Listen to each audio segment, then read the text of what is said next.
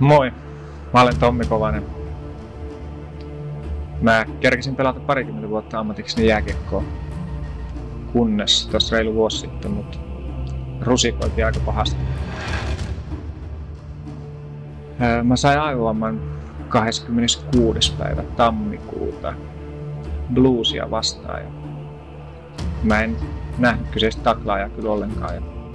Hän tuli ilmeisen kuolleesta kulmasta ja jollain tavalla mä muistan vaan sen rysäyksen ja ehkä pelkoakin siinä tilanteessa oli paljon. Mutta kuten aina, niin mä nousin jaloilleni ja nyt mulla on ajatus, että mä nousin kerran vielä luistimille.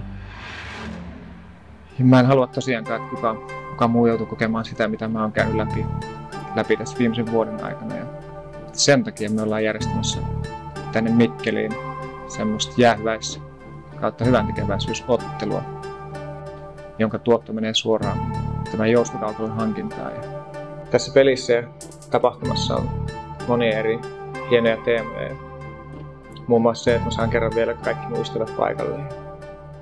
Mutta myös pidän tosi tärkeänä sitä, että kaikki yhteistyökumppanit, jotka on mukana, niin jollain tavalla vaalitaan samoja arvoja. Yksi hieno esimerkki siitä on Kovanen yhtiöt, joiden kanssa mä oon tehnyt jo vuosia sitten hienoa yhteistyötä. Ja toi numero selässä kertoo siitä paljon. Nyt on hieno saada tämmöinen vastuullinen yhteistyökumppani mukaan mun viimeiseen peliin. Ja mä oon siitä tosi ylpeä, että mä oon tukemassa tätä tapahtumaa. Mä olen koonnut oman joukkueeni mun uran varrelta hyvistä ystävistäni, hyvistä pelaajista. Ja me kohdataan täällä mun rakas joukkueeni Rauman Lukko.